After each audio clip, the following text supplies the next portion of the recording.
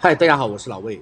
今天上午10点半，我和老莫哥来到胡志明市新山一国际机场，迎接世界末世宗亲会总会长莫天来先生一行抵达越南。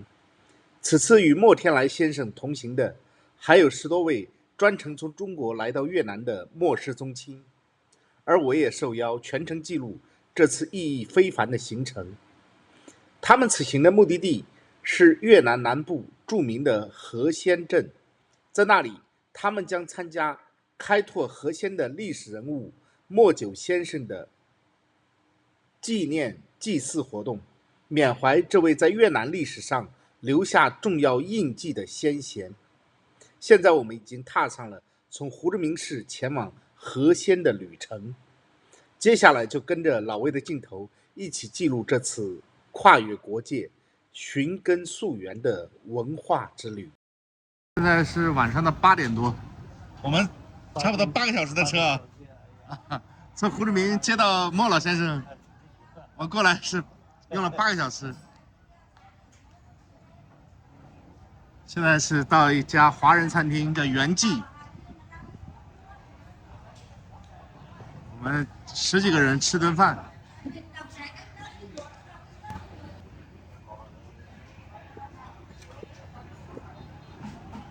这是开放式厨房。这里来的中国人应该不是特别多，因为菜单上还没有中文。它不像胡志明、平阳那个地方啊，华人餐厅一定要有中文。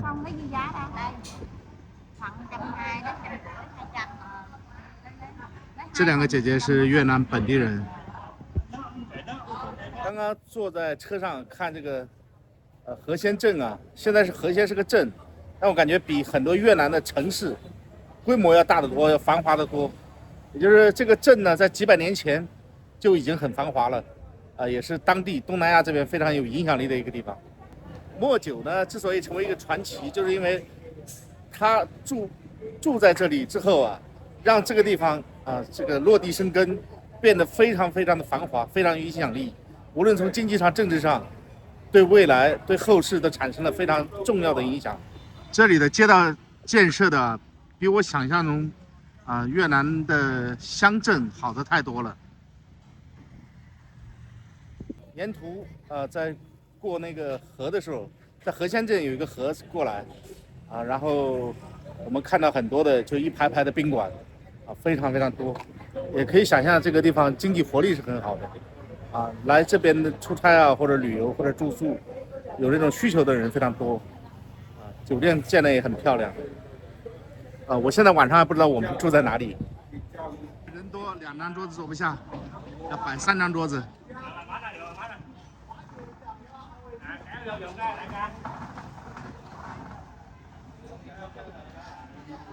这样就比较好做了。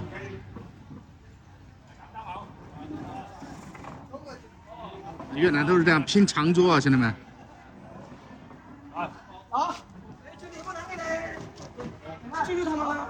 这应该也是从中国刚过来的，应该是从河内过来。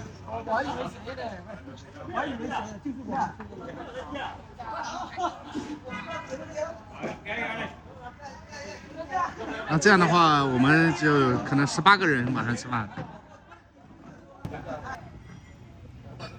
我们慢慢上菜了。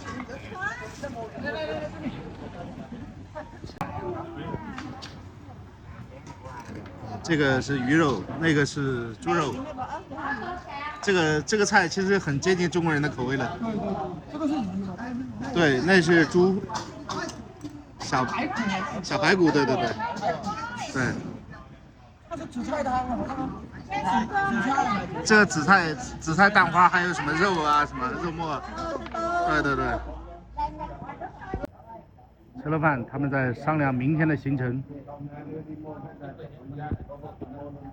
这是他们在胡志明请的翻译。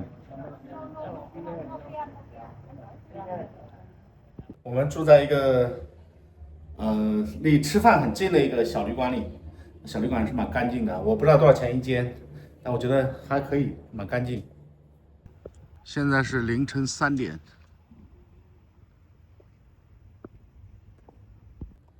凌晨3点钟，我们现在集合，等一下去莫九墓，去寺庙里拜拜。他们是起得非常非常早，有的2点钟就开始在楼下等了。这个我没想到这个小镇上2点多还是灯火通明的，还有很多商铺在营业。在越南的其他的小镇上是看不到这样的景色的。在越南很多地方10点钟一过就基本上黑漆漆的，当然胡志明和河内除外。其实乡下农村很多的小镇上，晚上，到了10点钟、11点以后，基本上就没什么人了，极少有人，没想到这个小镇上还这么多人，让我觉得这个，是越南的最西南的一颗明珠啊。哇，我们停的这个地方非常非常美，有一个挺大的一个荷塘，现在是荷塘夜色。那我身后呢就是莫公庙，里面有锣鼓声了。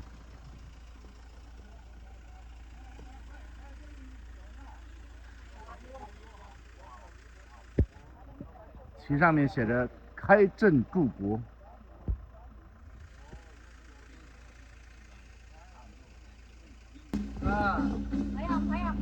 看不到，好清楚，看不到。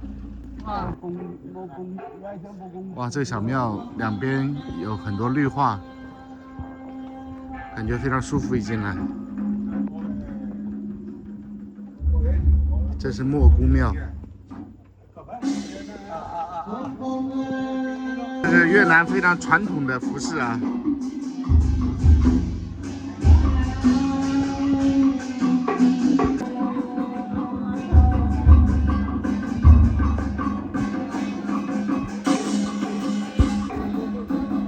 这里写着忠义祠。何仙莫公庙位于越南坚江省何仙市，是为了纪念何仙开拓者莫九先生而建的重要的历史文化遗址。莫九原籍中国广东雷州，17世纪末来到今天的何仙地区，招募流民，发展贸易，开垦土地，将原本荒凉的边陲小镇建设成为湄公河流域重要的港口和商业中心。1708年，莫九归附越南阮主，被任命为何仙镇总兵。自此，何仙正式纳入越南版图，并逐渐发展繁荣。这是越南的非常传统的古乐器啊。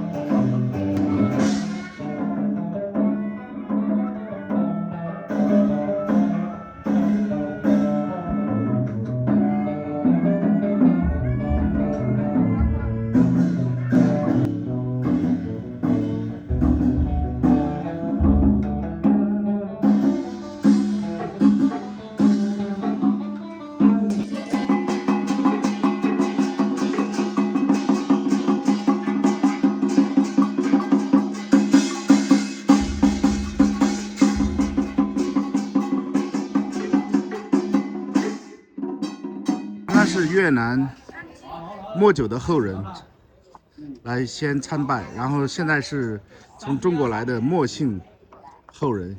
他其实也是有很多人是从莫九的故乡，从他的故乡来的莫姓人，也是。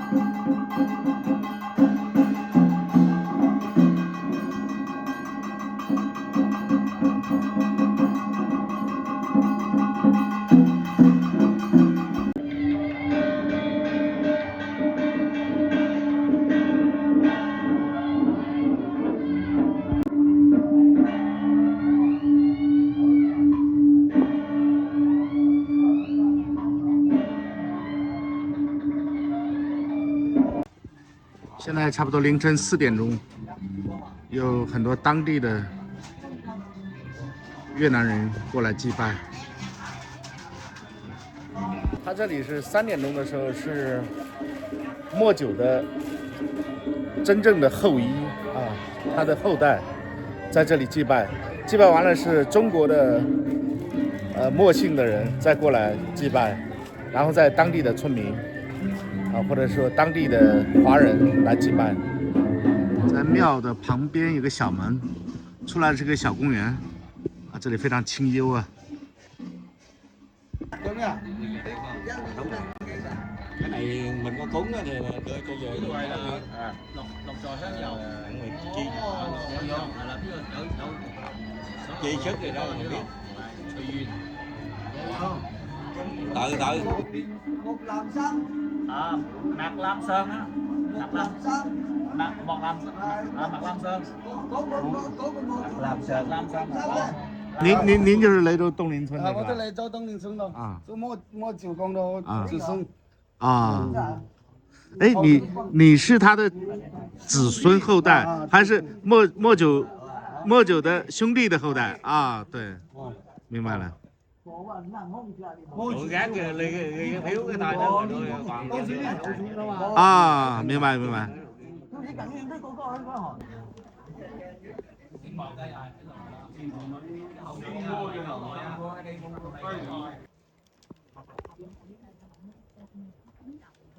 còn nó hồi 6 tháng này sắp rồi hồi đó giờ á bên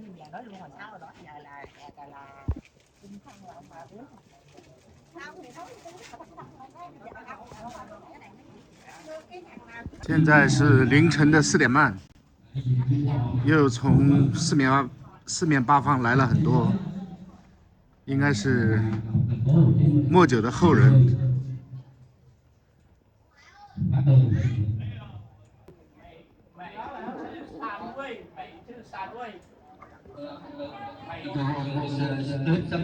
5 người。越南进寺庙要脱鞋的。差不多凌晨5点的时候，莫公庙已经挤得里外全是人了，来了很多的乡民来祭奠莫公。这两个人呢还保持着这种大清兵勇的服装，实际上是感觉这个帽子是清朝的时候的帽子。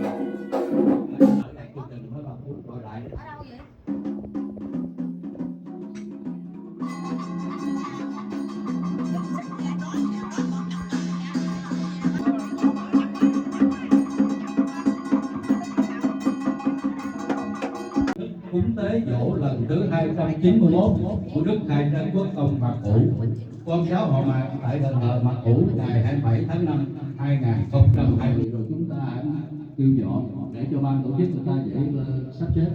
Bây giờ tôi xin thông qua tiếp tục chương trình và cùng hưởng danh thơm của tổ phụ như hai câu đối ở trước cổng vào đền thờ: nhất ngôn trung nghĩa gia thịnh trọng, thất diệt thiên hà quốc vững. 现在5点20分，又来了一辆车，应该是从越南别的地方过来的。我们这许多人呢，有很多是没有睡觉的，因为早上3点钟我们就过来了，实际上2点多就起床了。我是2点钟之前是很少睡觉的。我们中间也是因为从胡志明过来要坐8个小时的车，所以很多人也是没有睡觉。等一下我们回酒店睡会儿。错过那个时间。等一下，就是到那个莫九的那个广场，相当于莫九广场。啊，那我就参加了活动以后，再去睡。对。去那边回来应该就可以了。啊，就没中午他就在这边吃饭了。啊，中午在吃饭啊。明白。这里是河仙镇的全图，这有点像莫九当年英姿飒爽的样子。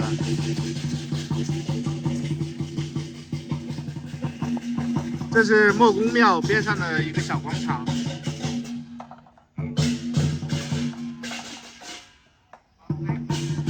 因为现在是5点半这个空气非常的舒服这个有这种青草的味道，然后风吹得非常舒服，太阳还没有出来这个时候非常爽。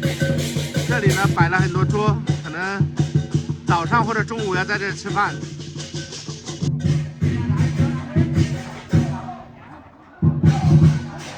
dài ra trước nha, tảng dài ra trước kìa.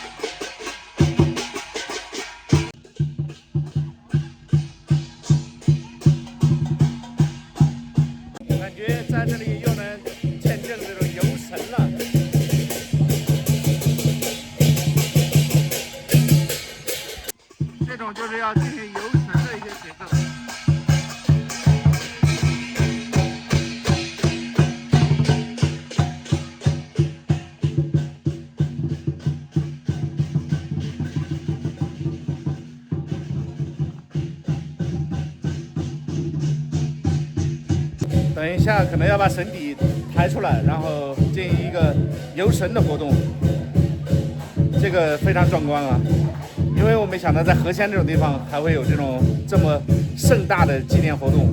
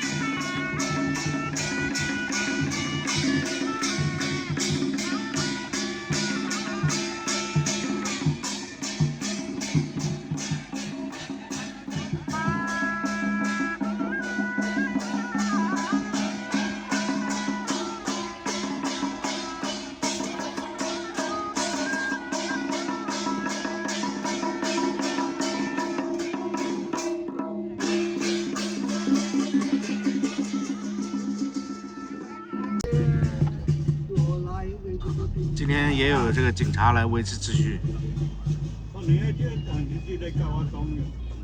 这应该是当地的政府非常重视。对呀。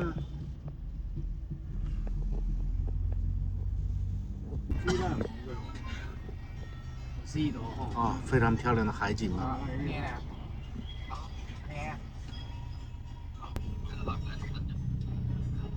游神的队伍。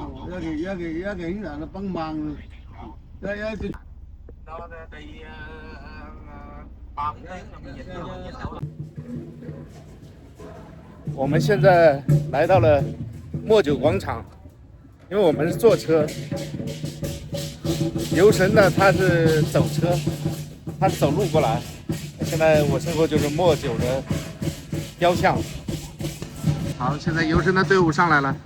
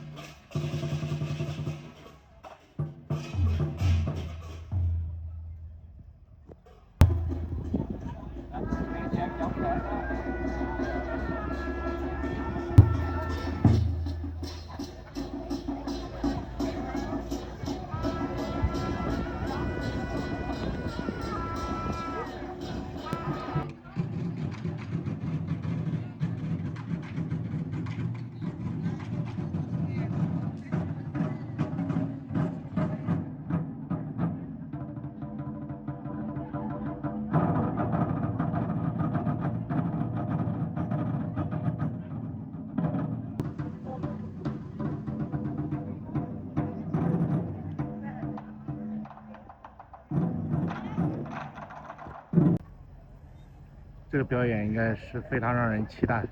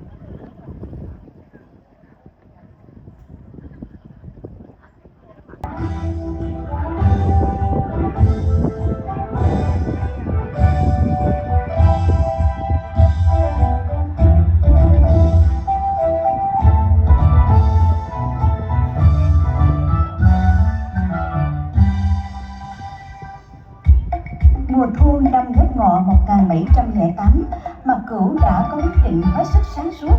Ông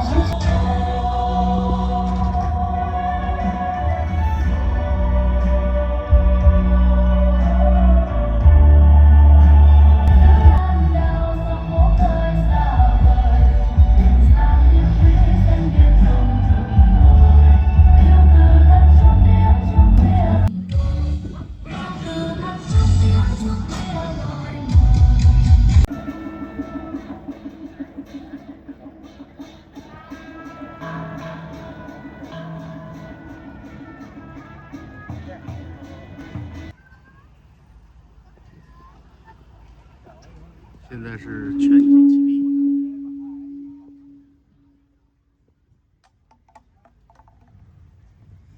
Sắc phong Mạc Cửu. Sắc tổng binh tướng quân tặng Hà Tiên Trấn, khai khánh thượng trụ quốc đại tướng quân Vũ Nghị Công. Kinh sự tiên triều, niệm trước thanh tiết hiệu hữu xã dân phụng tự. Kim Quan Thiều, Hồng Đồ Nghi, Long Hiện Hiệu Khả, gia phân thụ công thuận nghĩa trung đảng thần.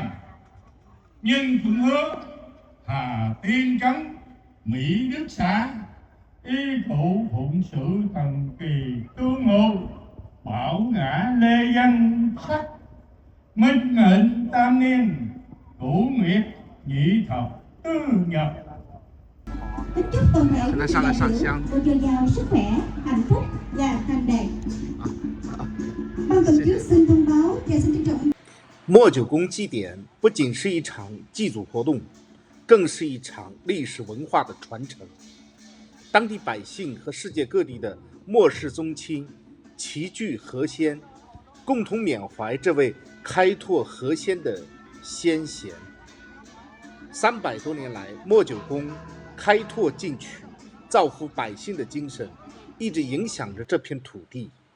如今，这项祭典已经不仅属于莫氏家族，更成为河仙重要的文化盛事，既传承历史，也促进了中华文化与越南文化的交流与融合。